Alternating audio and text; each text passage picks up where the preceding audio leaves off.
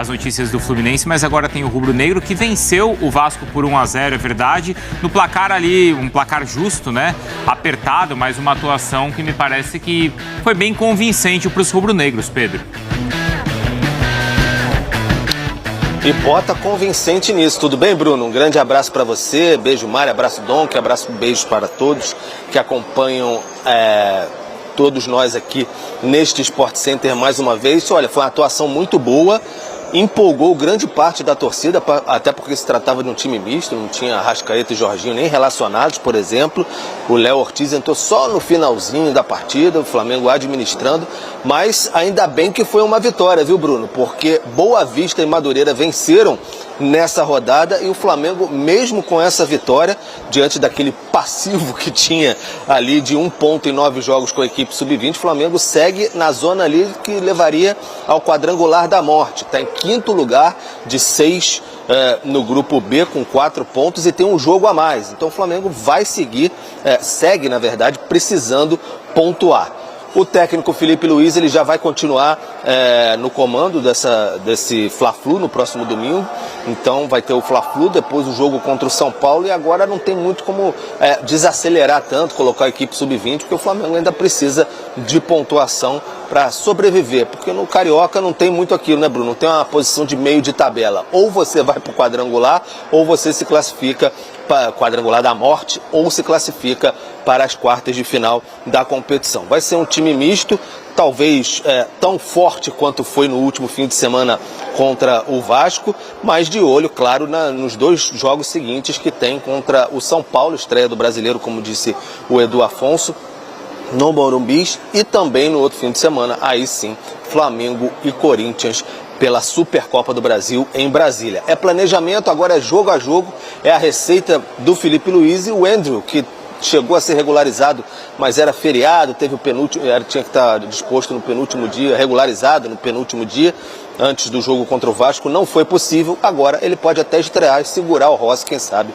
para a estreia do Campeonato Brasileiro na próxima semana, quarta-feira, no Morumbi. Então é isso, o Flamengo se preparando, envolto em negociações, tem Paquetá, que eu acredito que vocês já falaram bastante aí, mas de fato o Flamengo está focado em pontuar, Bruno. Mas antes o Flu, que ontem jogou e escalou também alguns dos titulares, Jufo.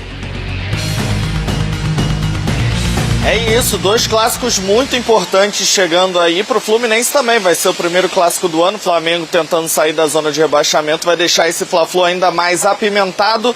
E para chegar bem no final de semana, o Fluminense já foi com força máxima nessa partida contra o Nova Iguaçu, um jogo bem mais difícil do que o torcedor tricolor imaginava, né? Em uma partida que foi marcada também por Ganso e Lúcio Acosta juntos. Será que vai dar certo aí contra equipes de alto nível? Nova Iguaçu só um pequeno time aqui do Rio de Janeiro, mas que deu trabalho para o Fluminense, saiu na frente, o tricolor teve que correr atrás. Aí no segundo tempo, Kevin Serna, que estava no banco, foi acionado, entrou no lugar do menino Matheus Reis, que vem tendo chances no time titular nessa temporada, nesse início de campeonato carioca, e resolveu, fez um gol, o gol do empate. Depois o Everaldo saiu na seca, ele que não marcava desde agosto do ano passado na vitória por 1-0 sobre o Grêmio, marcou o gol da virada, o do 2-1.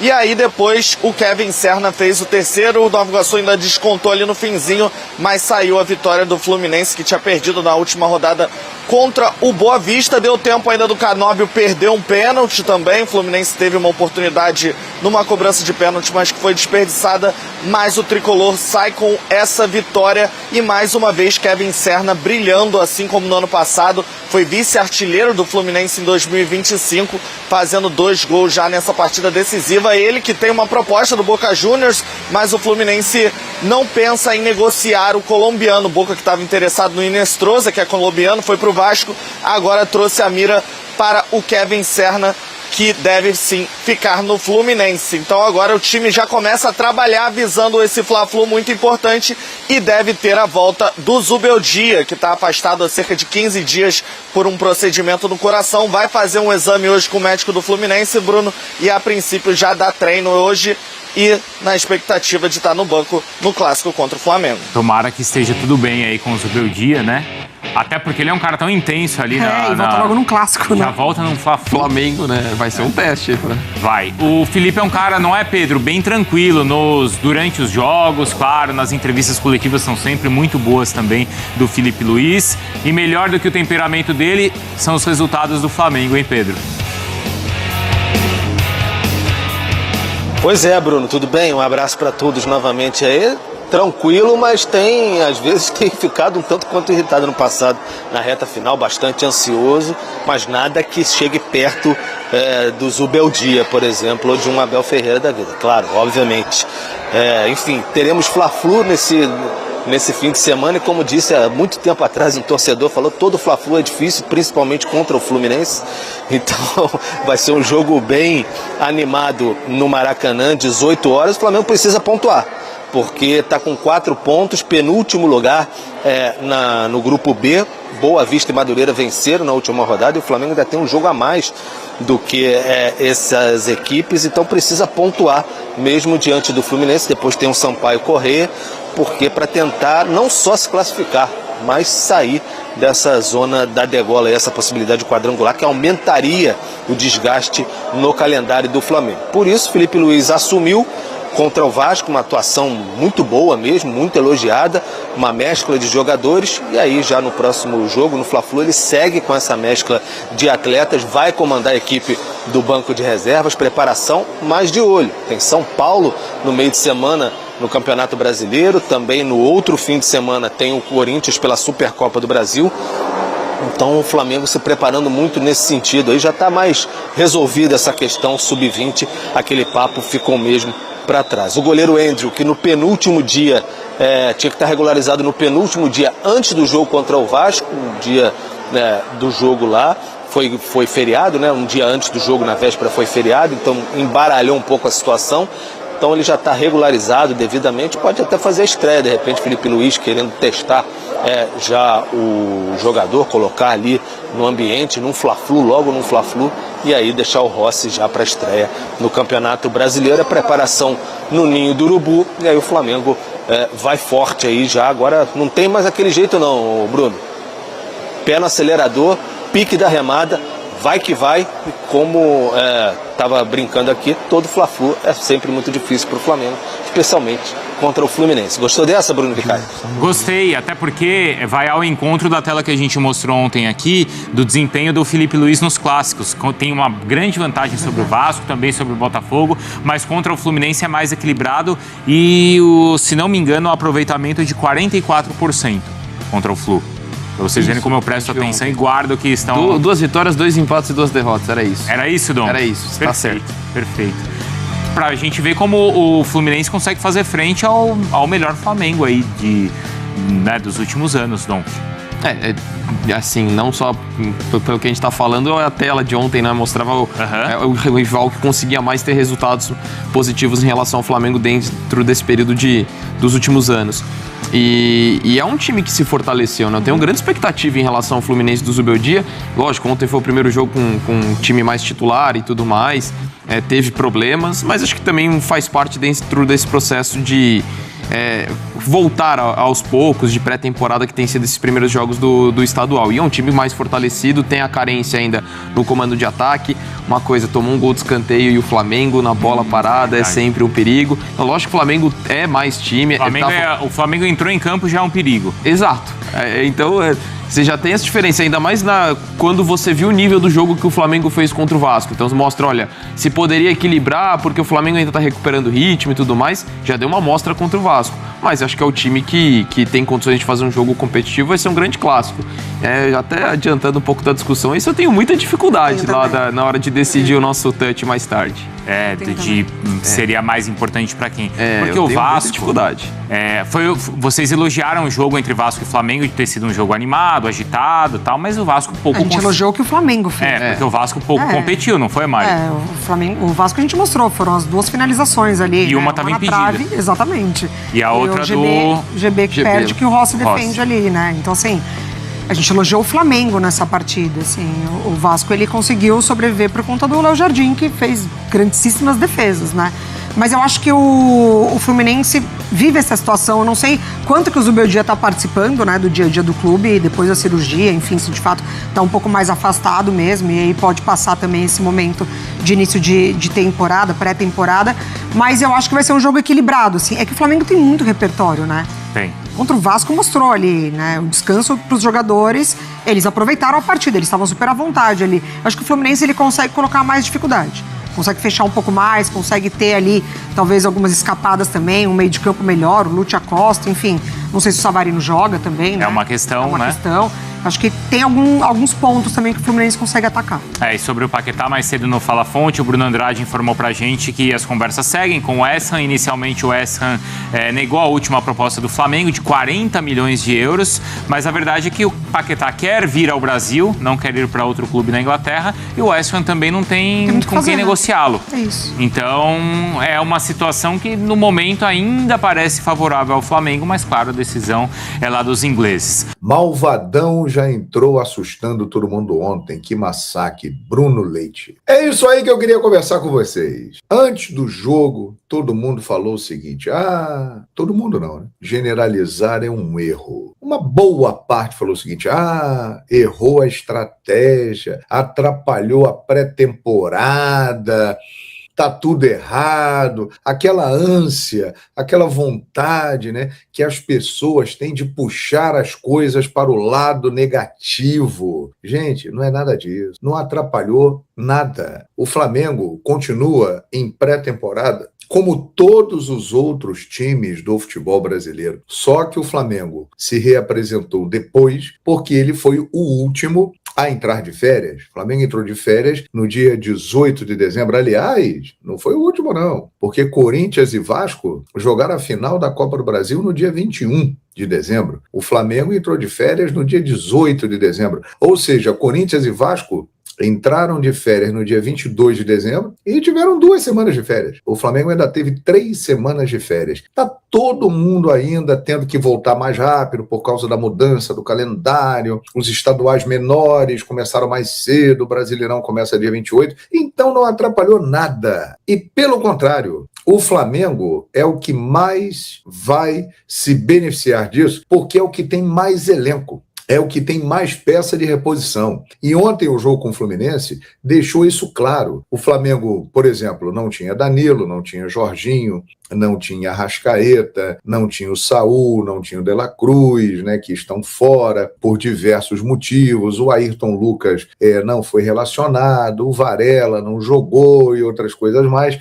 Outros jogadores atuaram. Vários atuaram, mas vários ficaram de fora. Então, o que provavelmente irá acontecer? Domingo contra o Fluminense, já que o Flamengo venceu o Vasco e melhorou a sua situação no Campeonato Carioca, domingo contra o Fluminense, os jogadores que não atuaram contra o Vasco, ou aqueles que jogaram menos tempo, como por exemplo Samuel Lino, que entrou já nos 20 minutos finais, Luiz Araújo entrou na parte final. Esses caras vão ter mais minutos no domingo. Você vai dando uma balanceada. Por exemplo, Daniel Salles jogou o primeiro tempo, Alexandro jogou o segundo tempo, tá equilibrado, entra ali na carga da minutagem, o cara já vai usando isso também como uma parte da preparação para a temporada, tudo balanceado, e nesse balanceamento o Flamengo tem a chance de se dar bem, porque ele tem um elenco maior do que os outros em termos de opção, em termos de qualidade. Emerson Royal, que ontem, na minha avaliação, fez a melhor partida dele com a camisa do Flamengo. Ele jogou o tempo todo. O Varela não jogou. O Varela está no banco. É provável que domingo o Varela entre. É possível que domingo o Andreu, até para ir ganhando o ritmo de jogo e tal, ele que está na metade da temporada, porque ele estava jogando em Portugal, é possível que ele jogue, né? O Léo Ortiz entrou no final do jogo. É possível que o Léo Ortiz jogue desde o início, ao lado do Vitão, e por aí vai. E vamos rodando e girando e girando e girando, e a preparação continua, entendeu? Então não fiquem fiquem preocupados que atrapalhou a pré-temporada. Não atrapalhou nada, gente. Existe um planejamento que ele teve uma mudança de rota devido ao mau início dos meninos no Campeonato Carioca, mas não significa dizer que tudo mudou e que tudo deu errado. Pelo contrário, existe um planejamento, existe tudo feito, né, já determinado, apenas houve uma antecipação da entrada de uma parte do elenco principal. E a pré-temporada vai seguir. O Flamengo tem tudo muito bem estruturado, tem toda uma equipe muito bem qualificada, entendeu? A tecnologia, a fisiologia, o Flamengo tem equipamentos de primeiro mundo, e o Flamengo, que terminou a temporada 78 jogos, jogando contra um PSG que estava no meio da temporada. Porra, em determinado momento do jogo, o Flamengo foi melhor do que o PSG e até correu mais do que o PSG. Esse Flamengo entrou em campo ontem, um mês depois, e não parecia que os caras estavam na pré-temporada, gente. É impressionante. A impressão que o Flamengo deixou nesse jogo é para assustar os rivais. Porque o ritmo do time, a pressão na marcação, a forma como a equipe jogou, um primeiro jogo de temporada, treinando há 9 dias e fizeram aquilo, o Vasco não teve a menor chance no jogo, né? E por que está acontecendo isso? Aí é que está a importância da sequência do trabalho. Felipe Luiz assumiu em setembro de 2024, ficou todo o ano de 2025 com este elenco. Agora ele começa 2026 com boa parte do elenco que ele trabalhou no ano passado, ou seja, todo mundo já se conhece, o plano de trabalho já é conhecido pelos jogadores, o Felipe Luiz e a sua equipe já conhecem o grupo, e é uma sequência. O que eles fizeram agora vai ter uma continuidade e será aprimorado, e o elenco está sendo ajustado aos poucos. A chegada do Vitão é importantíssima, porque o Felipe não contava com os zagueiros mais jovens. O Felipe contava no ano passado com o Danilo, com o Léo Pereira e o Léo Ortiz. Agora ele conta com 4 zagueiros que ele vai usar. Então o Flamengo terá 2 duplas de zaga. O André chegou para suprir a ausência do Matheus Cunha. Vitão e André são jogadores jovens, de 25, 24 anos, com muito potencial. Então, gente, o Flamengo tem tudo para fazer outro ano muito marcante. E o jogo de ontem deixou isso muito claro. O Flamengo vai continuar num embalo muito forte. E me lembrando 2020, porque o Flamengo teve aquele momento incrível de 2019 com o Jorge Jesus, mas eu não sei se vocês se recordam. Em 2020 o Flamengo começou voando, parecia que não tinha férias, os caras entraram com tudo, ganhando Supercopa, arrebentando no início da Libertadores, arrebentando nos jogos do Campeonato Carioca, mas aí veio a pandemia e parou o Flamengo. A pandemia parou o time de Jorge Jesus. Só a pandemia conseguiu parar o time de Jorge Jesus. Só que agora, amém, nós não teremos pandemia. O Flamengo vai seguir esse trabalho com o Felipe Luiz e a chance de ter um ano melhor e de sobrar no futebol brasileiro e sul-americano, ela é grande, cara. Ela é grande. Claro que é um primeiro jogo de temporada, tem muita coisa para acontecer, tem campeonato brasileiro desde o início do ano, que agora o nível de dificuldade vai ser maior, já vem jogo aí com o Corinthians na final da Supercopa, tem Recopa Sul-Americana contra o Lanús, os desafios vão aparecer, mas o Flamengo está preparado e mostrou no Maracanã ontem para apavorar a concorrência. E um detalhe, tá prestando atenção no que eu vou falar agora aqui? Preste atenção aí no que eu vou falar para você. Hoje é dia 22 de janeiro, correto? A janela fecha no dia 3 de março. 3 de março, tá bom? Então, minha gente, é isso aí. Se tudo der certo, o Flamengo tem tudo para arrebentar. Mais ainda em 2026. Muito bem. O Glauber está fazendo aqui a pergunta do milhão. Paquetá vem ou não? Não sei. Porque depende do West Ham aceitar a proposta feita pelo Flamengo. Depende de uma negociação. Então, a resposta é não sei. Se ele vier, você saberá. E vai saber rápido, com grande alarde, porque o Flamengo irá anunciar e todo mundo vai ficar sabendo. Mas no momento, eu não sei. Existe uma negociação. E negociação é aquilo. Pode dar certo ou pode dar errado. O Paquetá tem total vontade de voltar ao Flamengo. O Flamengo quer o Paquetá. Mas tem o terceiro lado da história. Tem o West Ham e as partes estão conversando. Então, vamos aguardar os acontecimentos.